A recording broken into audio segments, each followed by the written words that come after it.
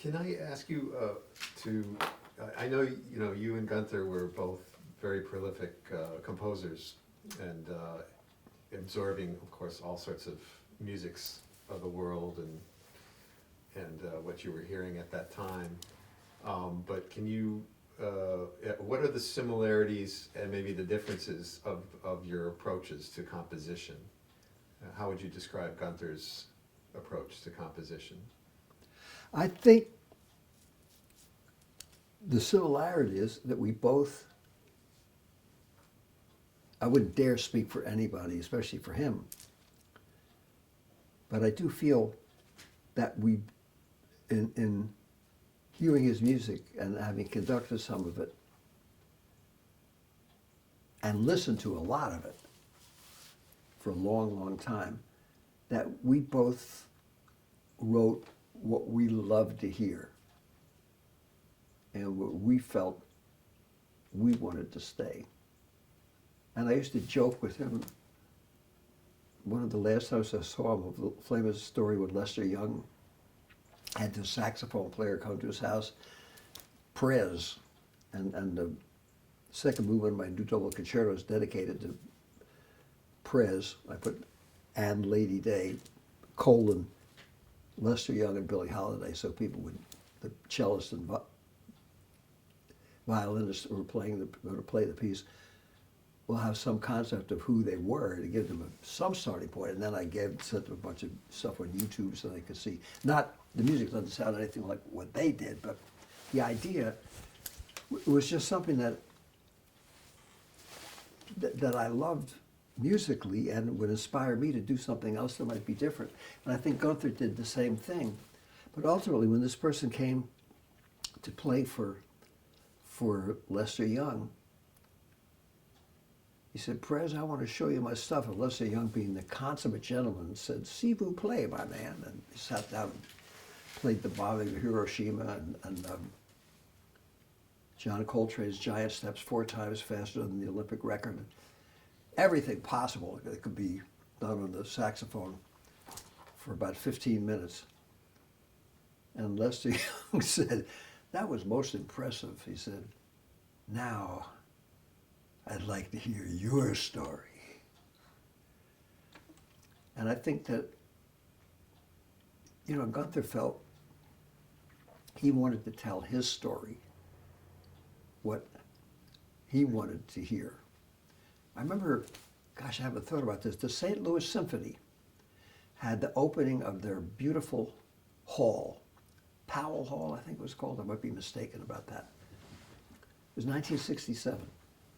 And since I was the first composer registered with the New York Philharmonic, they didn't, I don't think, really knew anything about me, or maybe they wouldn't have asked me if they did. But anyway, I was invited to come there as an Eastern Seaboard dignitary, since probably 12 other more higher echelon dignitaries couldn't make it out to St. Louis or didn't want to come. Anyway, whatever reason, I was honored to be there. My God, Carvalho was the conductor. And Gunther was commissioned to write an overture, not an overture, a little sort of a fanfare for them. And he conducted it himself. I think not because he felt it was unplayable, but he wanted it to be to have them play what he wrote. But that's beside the point. And he did a great job. But he wrote this wonderful little fanfare, kind of an opening piece. But it was really a nice piece. And I remember feeling, well, boy, he's helping St. Louis to celebrate their new hall and their wonderful musical tradition. But he's also saying what he felt about that. It didn't sound like something being cranked out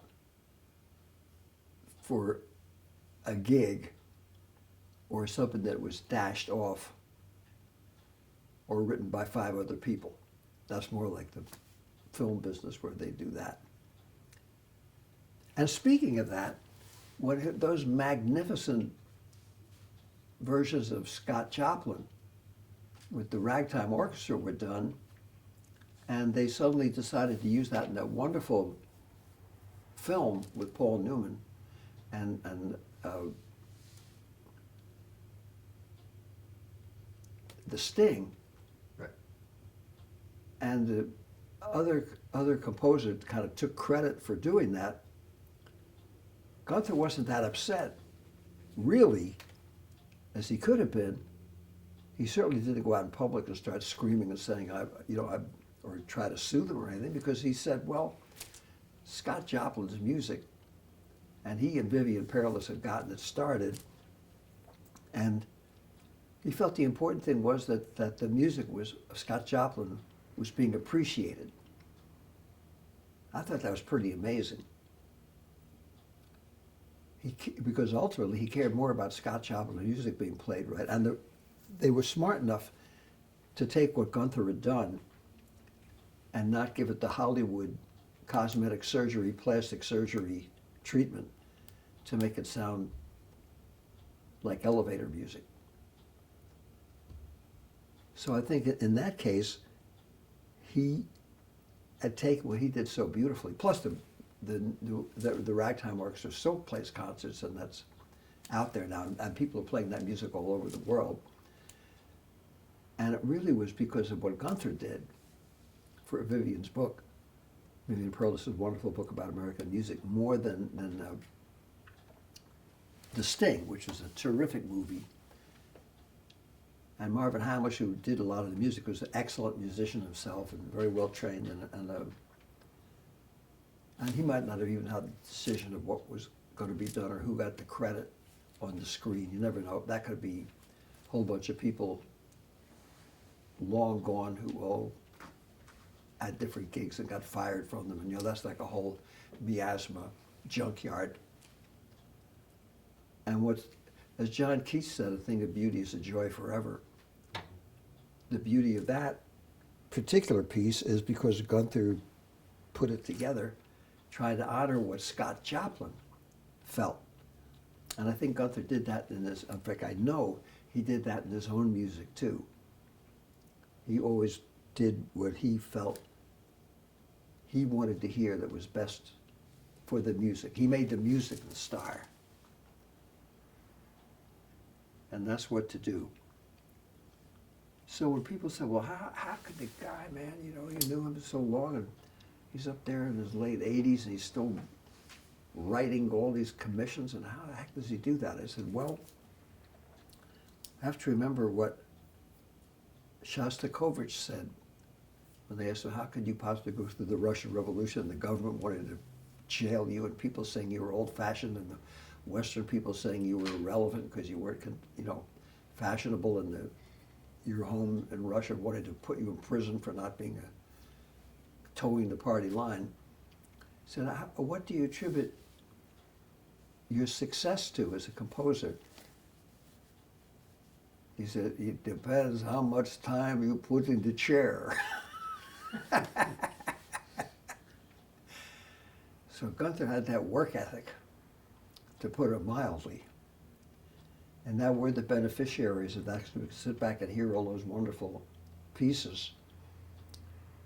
And there's still a bunch of his music I haven't heard. I know that beautiful piece that would have been totally buried. Bill Russo had that wonderful piece for jazz quartet, blues quartet, and orchestra.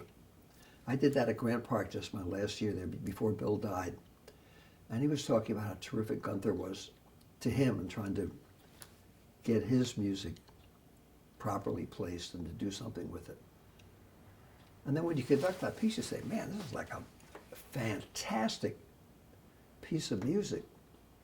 And there's a lot of things that Gunther was involved with, in addition to his own terrific music, that never would have seen the light of day. And I think he did that probably the same way he bothered to come in that bar and hang out with me and encourage me to dare to try to do what I'm still trying to do all these 62 years later, because he felt something. And I think that was in everything that he did. And we both share that in common, coming from a completely different place. But the music is a lot of different places. Mm-hmm. There's a lot of different strokes for different folks, and they're all worth checking out. You obviously picked his brain, certainly for French horn technique perhaps, but did you also pick his brain for composition when you had those lessons in those early days? No, I never. The only time, I think the first time I heard anything of mine was in 1960 when I had my town hall concert. Someone wanted to have a reading of Jack Kerouac's poetry with my music and then have a bunch of other stuff I won't go into, which would have made Jack sick to the stomach and which I didn't really care for either. I didn't see jazz or the writings of Kerouac as a horror movie of escape from the outhouse of the sewer people, which is so somehow I convinced him that I was honored that he wanted to do it, but maybe since I was a composer and I'd written stuff and Jack liked my classical music and loved Bach and everybody else, that maybe we could do some of that in pieces inspired by jazz and by those things. So we ended up having a classical concert. Somehow the guy who, I can't remember his name, he was a nice person that wanted to do it, just allowed us to, paid for town hall, paid for an orchestra, just said, you guys do what you want to. And they played that trio for saxophone, horn, and bassoon, among it. And he knew I was writing it because I told him I was writing this piece. He said, that's an interesting combination, tenor, saxophone, horn, and bassoon, but he never heard it. And then he wrote me a nice note, which I wish the heck I have.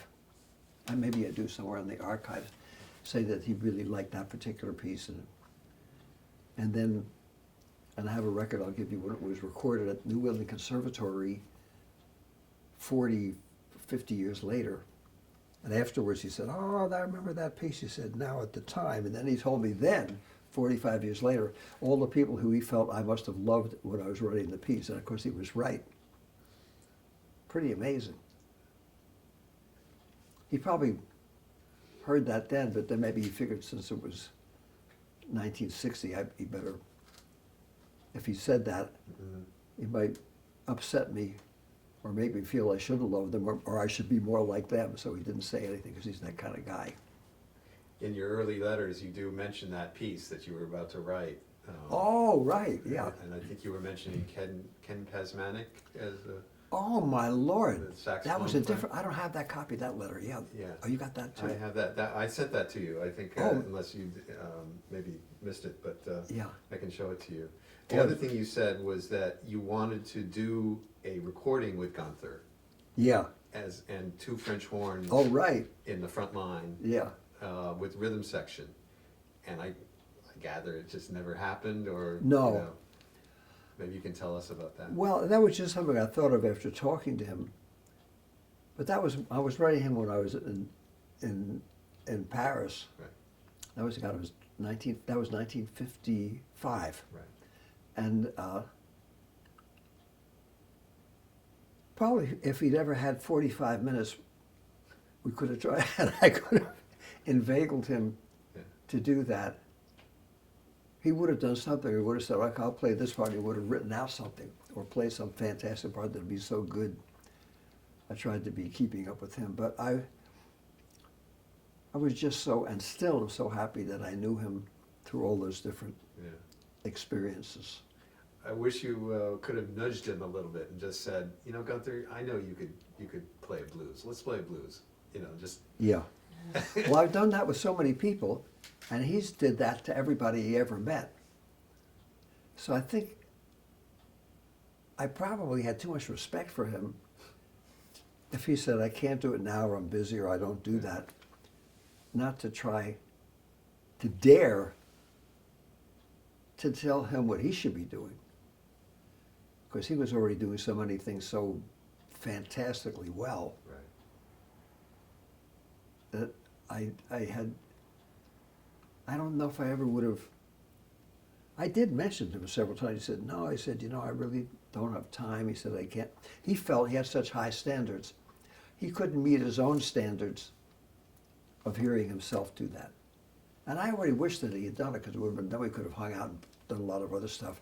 And maybe he wouldn't have been able to do the 500 things he did because it would have taken away time that he had. Would you have attended, I'm going to get to specific moments now, would you have attended a concert at Town Hall in November of 1955, the Modern Jazz Society, which presented the Modern Jazz Quartet, but Gunther's early third string pieces before the third string was coined? Oh, yeah, no, I never. And they also premiered, at least it was a US premiere, of Luigi Nono's quintet piece. Yeah, no. I remember the concert when he did the Les Oiseaux Exotiques. That was probably the 20th Century Innovations concert. That was fantastic. Right. And you don't hear that music. You know, Messiaen's not that easy to do, Yeah. to put it mildly. And Jim Buffington and the people that played in that said, man, he said, Gunther's, he said, he got every note. He said, we didn't get away with anything. He said, anytime or something, every note of all that stuff. And the performance was magical. I can still remember you could always hear Messiaen sitting up there hearing those birds in his mind. It was something terrific. That was a Carnegie, what they used to call Carnegie Recital Hall. I think it's called the Weil Hall now, but that was amazing. We may have a recording of that, actually. Wow. Yeah. I'd love to hear that. An old reel-to-reel recording of that. Well, you know, he also got himself associated with Ornette Coleman and did these concerts at Cooper Union with Eric Dolphy and Ornette in the same. I wonder if you had crossed paths in the, you know, or had gone to those concerts. No, I knew. Just being interested in those. I knew Ornette and Eric, but in fact, Ornette came to that concert in 1960. That Gunther was at too. Wow. Yeah. But I didn't hear that concert, unfortunately. What did you think of Ornette? I thought he was amazing. And when he came along, of course, people said, "Oh man, the guy's nuts. What's he doing?" But he did one with the Woodwind Quintet, Philadelphia Orchestra, the Woodwind Quintet. I played my Woodwind Quintet, and they said, "We like your friend Ornette's music too." They said he's different, but he said he's got the oboe player whom I wrote a concerto for before he died, John Delancey, he said this guy's got something. He said we like him. I'm not sure what it is, but we like him. And The Skies for America and a lot of the things Ornette wrote. And when you hear, there's also an amazing documentary film of showing Ornette doing some music for a film that was done in Paris. And you hear Ornette playing some of the stuff that they didn't use in the film. And it was so beautiful and so lyrical. And there's a whole side to Ornette's thing of just some kind of a individual special thing that defied categorization that touched your heart. And anytime that happens, you throw all your knowledge out the window and just sit back and absorb it. And this doesn't just happen in jazz and in symphony music, that's in anything. When I was up at the Pacific Northwest, I heard some people singing that quacudal music. I said, holy God. Whew. And I played Native American music for the last 50 years, but I'd never heard anything like that. That was like a whole different planet, so to speak. And a lot of the countries I've been to around the world, and you hear people playing, you say, oh. Then you go down to nearby Cuba and hear Los Muñequitos de Matanzas, so we're now getting some attention, the third generation of them. And when I would play with Los Mapinas, with Dizzy and some of these great people in the 1970s when I was there, some of that stuff is so sophisticated that if you think you got any rhythm or anything, you go right back to kindergarten. And then to hear music from India and Pakistan and all these, and then when I was in Pakistan, the four basic linguistic cultures all have about 85 kinds of music. There was one person I met there, he'd been there 10 years, he said, I won't live long enough to know about all the music that's still here with us in Pakistan. And when I was in Nicaragua before the revolution, I went down there for the State Department as their $50 a day low budget ambassador of good cheer. I cost the government so little money, they figured, well, if the guy gets kidnapped or shot, it doesn't matter because we're not laying out all that money.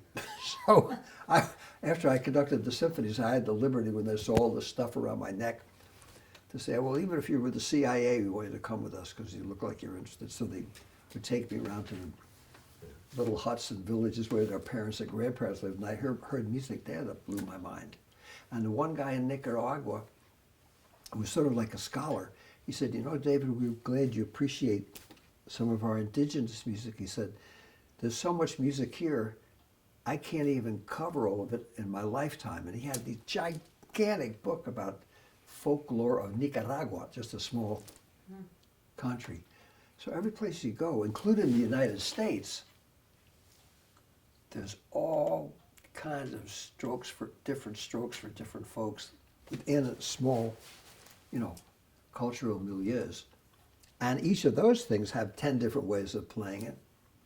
When I wrote my violin concerto, I was at the Bells of Hell, my Hibernian studies for Irish music, the way it's supposed to be played, sitting in the back room there with my penny whistle. And I said to Liam Clancy, a whole table of guys sitting around, I said, I'm trying to get this. I'm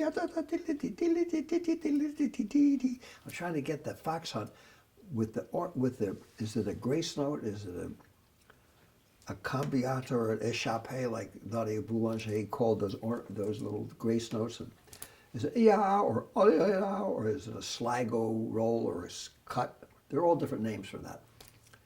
He said, the secret of Irish music is ornamentation, and I'm not going to show it to you. So everybody screamed with laughter. Then he spent an hour telling me how one tune, if you went 10 miles away, would have a little different ornamentation for the notes, and that generally speaking, if 80% of the people played it a certain way, would they have what they call a session or a jam session. That was the correct way to do it. So there's so many different ways of doing what you do know. So when you hear Ornette, I could hear something like Arnett Cobb or Earl Bostic in Ornette's playing, that cry, what they call a southwestern swing. Well, you can't call it anything, it's just where the guys played, but certain cultural thing. And when I made my 12th year at Okemah, Oklahoma, one of the smallest cities in the world. I was brought up where there was no city, on a farm in Feasterville, Pennsylvania, so I could relate to that small town, tiny. There's stuff there, all the way people sing.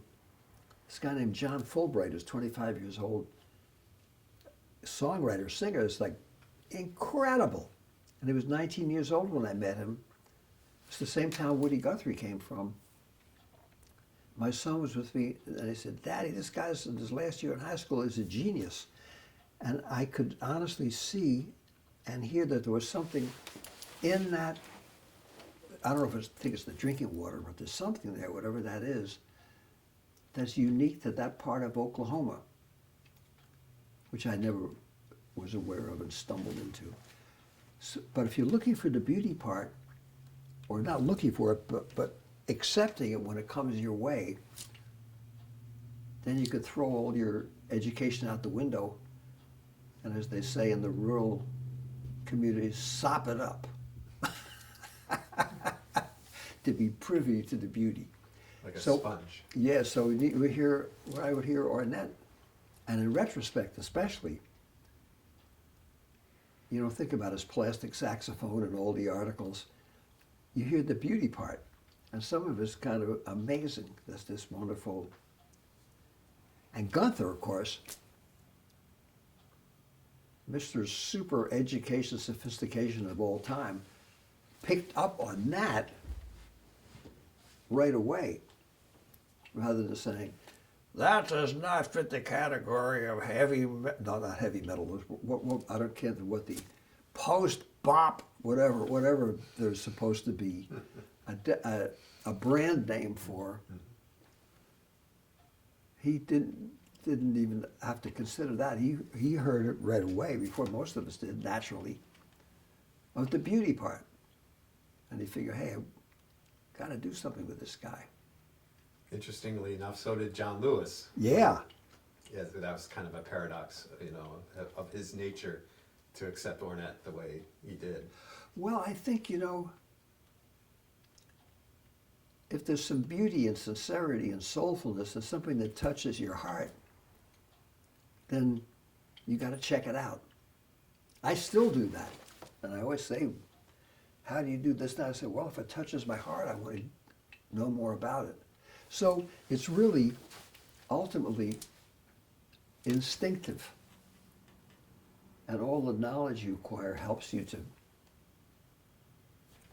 maybe do it better, share it better, or use it in a more extended way when you have the privilege of being able to write it down and get some great great players to play it. Then you have a chance to really to do something, to make a real thank you letter through music. I guess you never made that recording with Gunther, but did you, I looked at his discography and I'm having a hard time finding any sessions that you would have ended up on together in a French horn section. No, I was going to say not yet, but I still wish we could. But frankly, on the sessions that he played on, if I'd been on them now, I would send in a sub, because I could give you about 300 French horn players who were terrifyingly good. They can take anything off the paper on the first take and make it magical. When I'm playing someplace and improvising, it sounds like I can play, but that's different than playing with Phil Myers, the soloist, the first horn of the New York Philharmonic, who's unbelievable, monster, great player. Oberon.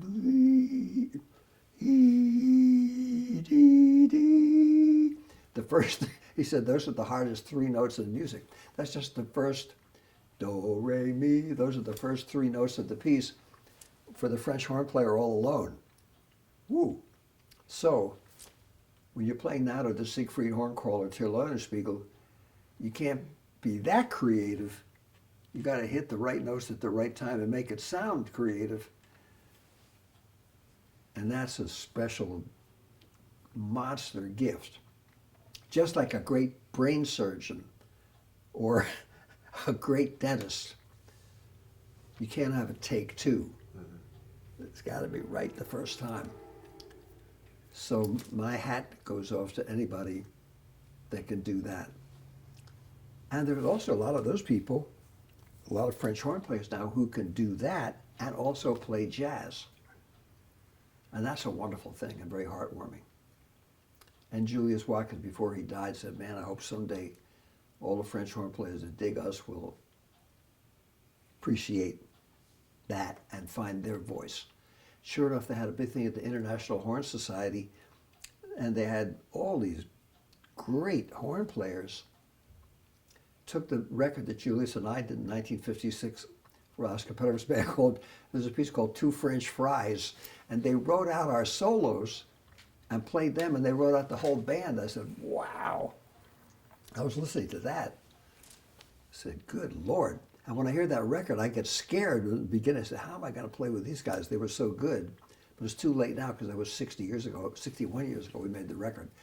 But I think, I understand what Gunther, they're having a big concert as we speak this Thursday, and they're honoring me this year for jazz, for what I still love to do and try to get other people interested in. And Earl McIntyre's playing a Percuta di Rivera, and Bobby Sanabria and Norman Simmons, a great piano player. I'm thinking, boy, just to be with these guys in the same place, such a thrill. And I just go back to showing up in New York and just feeling like a beginner. And that's a good way to feel. That's not fake humility. When people say, "Oh, you're very humble," I say, "Man, I got plenty to be humble about," because I knew some great, great people, including your dad, Gunther Schuller, and lucky to have known them. And whatever I can do is a result, among other things, of being with some of those great people and a lot of other great people that no one ever heard of, some of whom aren't even in music, but taught me how to say hello and thank you properly, and how to be open-minded and respectful, and be able to act remotely human enough so I could be in some place where they would never want me to be, and be allowed to be part of their world to the extent I can learn something. That's a big thing. Is there anything you would like to sum up about Gunther? Anything you like an anecdote or a story or something that we haven't covered? Boy, I think we covered probably more more than you ever wanted to cover or dreamed of covering. But I just remember how he always would, when they referred in the jazz world to someone shucking and jiving, meaning that you were putting on an act, but you weren't really doing the thing, regardless of the milieu. He would know it, of course, and then he would look at you and kind of give you a little look like he or she is not fooling us. He always knew what was real. And he applied his high standards mostly to himself. And I could tell you the story that I didn't mention about when I finally had written several pieces for Ken Radnowski. He said, "You should call up Gunther." And I said, "Well, gee, I don't want to bug him. He's so busy, and working those 16-hour days." You told me it was 17, but at the end, I remember this up to 16. And I said, "He's so busy, I don't want to bother him." So Ken said, "You got to call him up." I said, "Okay." So I called him, and I said, "Gunther, this is one of your old students from dein alter Freund von Kleiner Bockenheimer Straße, der war ein verrückter Waldhornspieler in 1954. Means that's your old friend who's a crazy horn player in 1954. And then I played Happy Birthday with sort of a beat, and he said, "I like that chord change in bar 17 or whatever it was." I said, "Well, what was that change?" I said, "Oh, I don't remember." That was the beginning of the conversation. He wanted to know what the chord change was. And then I said, "Gunther, I would call you more often, man, you know that, but I know how busy you are with you." I said, "I don't want to bug you when you're in the middle of trying to get that magic right note." He said, No. He said, "I'm so glad to hear from you." He said, most of my real friends feel the same way and don't call me because they know I'm just trying to get through the day." And he said, "Most of the day I have to field phone calls from people who need a gig or want something or want to know about something, and I feel obliged to do that, but then I have to turn the phone off so I can get the music written." So I remember that very well. And then when I would call him and play him Happy Birthday, the next time I was trying to see what I was doing, if I could remember if there was anything of particular interest that he asked me what it was. But I think he had it covered. Thank you. Yeah, this is great, really. If I can just take advantage of the cameras rolling, this is something I never got to do. I called you about the Music Inn and the School of Jazz, and you just had these wonderful things to say. Can I have you somehow repeat that? I'm not even sure what you said, but I don't remember what I said, but I do remember a lot of people have asked me about that, because I think they mentioned in the credits, like the list. Somebody said they saw the film was somewhere in the credits. They said something. Well, there was a documentary that I was involved with. Yeah. About, and yes, the amount of musicians and artists that appeared there, folk and jazz, Yeah. was pretty amazing for that period. And I spoke, Randy Weston, I remember the summer after he went up, and he'd been up in that area before. He just said, this is like the most thing. And Jimmy Jufrey, both gave rave reviews of what that was like. And how so close to Tanglewood, which was before Gunther was there officially, sort of in the Bible belt of beautiful music.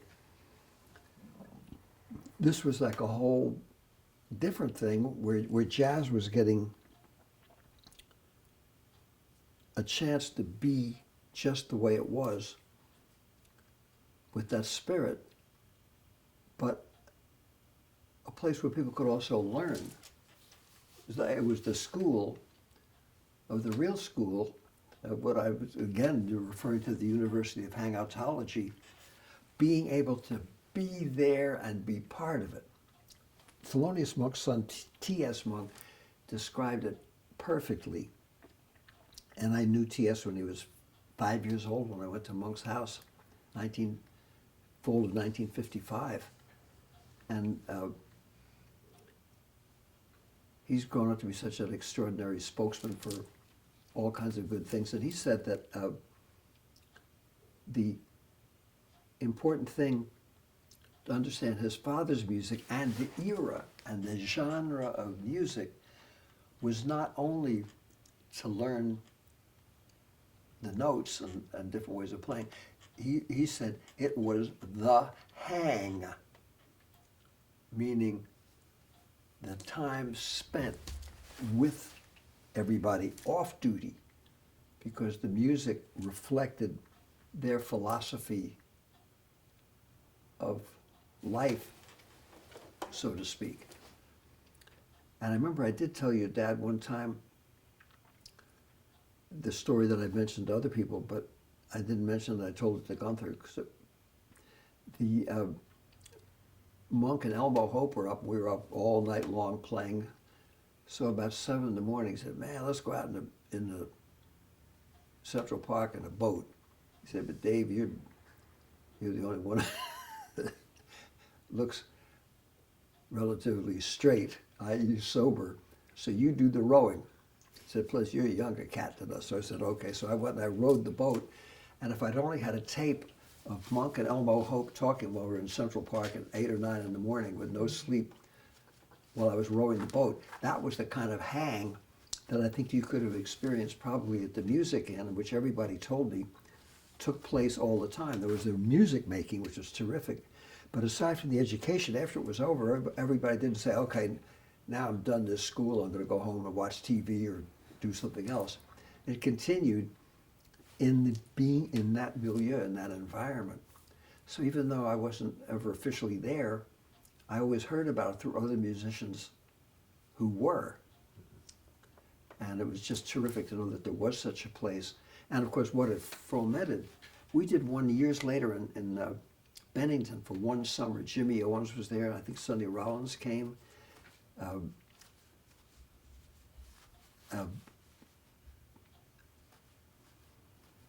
Chris White, the great bass player. A whole lot of amazing people. And a big part of it was just spending time with everybody. They had two young teenagers, Applebaum and a fantastic trumpet player. I can probably, Steve Bernstein? Yeah, Steve Bernstein. These guys were like teenagers, and there they were hanging out with all us older people.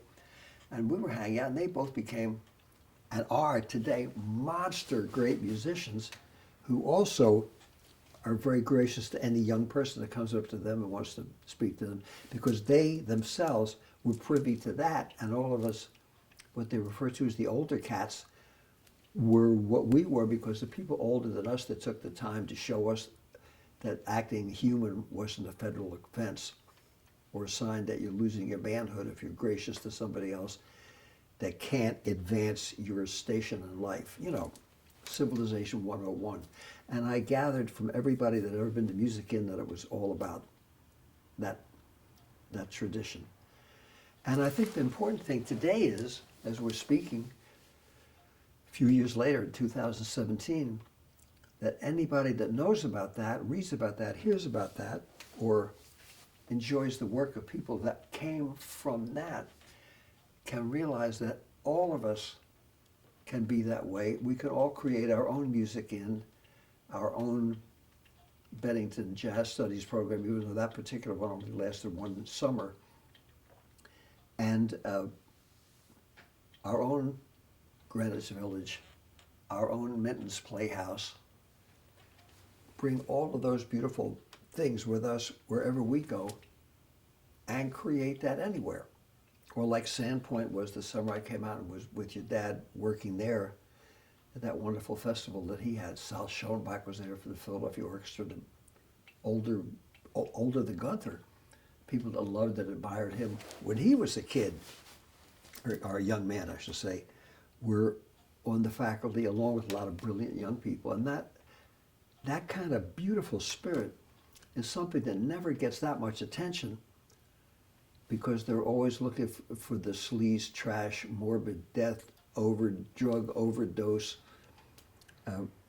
Marquis de Sade putrefaction approach to try to equate jazz or any kind of art with Charles Manson's greatest hits.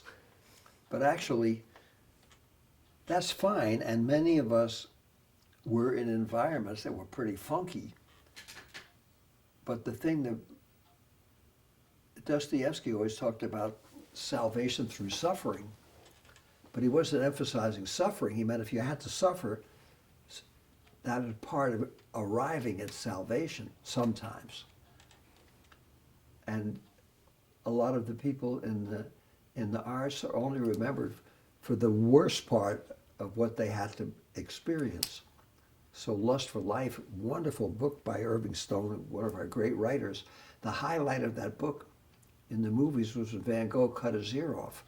Not those beautiful paintings that he made, or the 132 letters that he wrote to his brother, or the gifts that he left the world, but that unfortunate, horrible, tragic thing that happened. So I'm not saying that to bum you or anyone out. It's just that we have to realize the beauty part is what survives, and the beauty part is what's worth examining, and the struggles that everybody has that wants to be a full-time artist through their life and contribute something are the same struggles that people have who work in gas stations and 7-Elevens, only they don't have the privilege of necessarily loving what they do or having any appreciation by anybody else of what they're doing. And if they do a really good job, they'll say, slow down. Don't be so aggressive.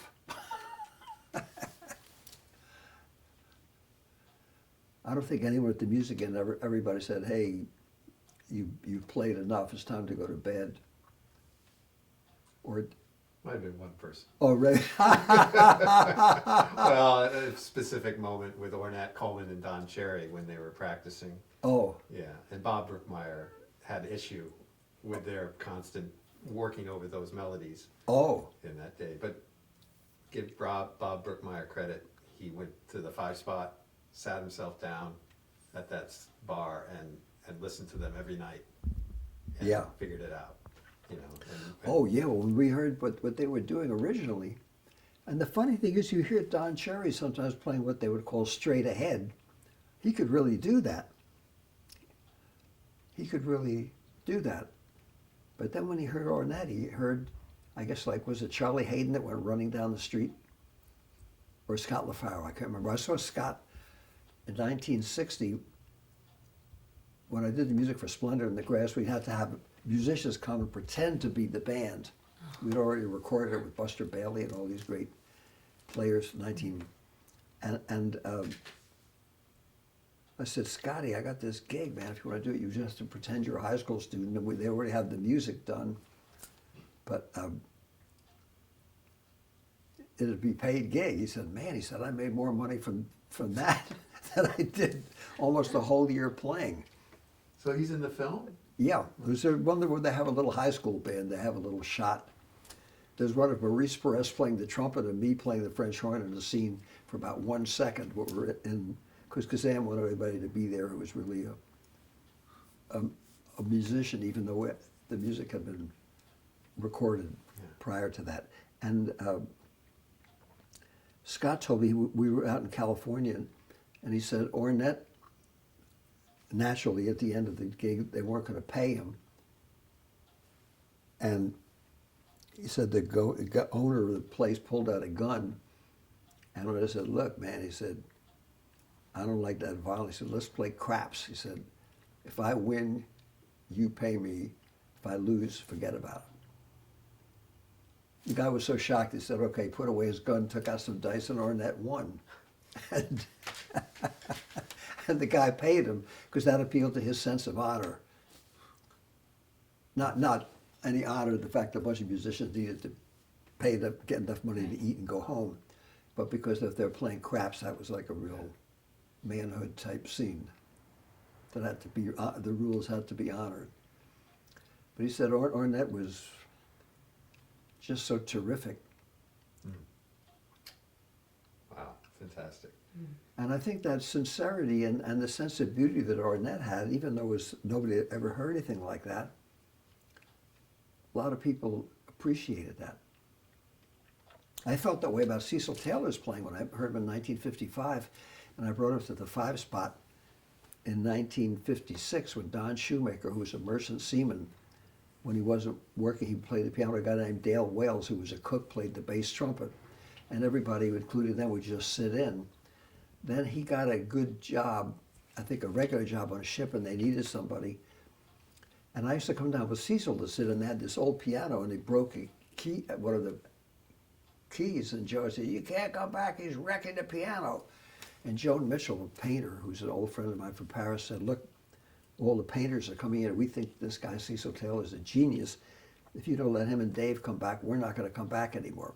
And since it was all Bowery bums drinking their last wine before they had to drink Sterno, having these painters come in and actually buy a pitcher of beer for $1.50 was like a big economic thing. So they let us come back. Cecil worked there 5 weeks, and then I played there for 11 weeks. And then the 5 spot got on the map. But when I heard Cecil play, I knew it was so different. I said, man, this guy's got something. I didn't know what it was, but I liked it. And when I did a film score in 1956, the first one I ever did, which has just come out on a record 61 years later now, Cecil's the only one that played the 8 bars improvised. Everything else was written out that he played. All of it, what we played was written out. And George Barrow, the great tenor player, was with the Al Harewood, Art Phipps. And I said to George, I said, well, it's just 8 bars here. I said, you take 4 and I'll take 4. He said, nah, he said, we get to play plenty. He said, we played with Mingus, we wrote plenty of records. Let the kid play. The kid. So Cecil played 8 bars, which is for the whole score, there's 8 bars that are improvised. And when you hear those 8 bars, suddenly sounds like Cecil Taylor. Wow. And it was, because he's just doing whatever he did. Somehow he managed to. And Cecil told me years later that was the first time he'd ever been in a recording studio or recorded anything.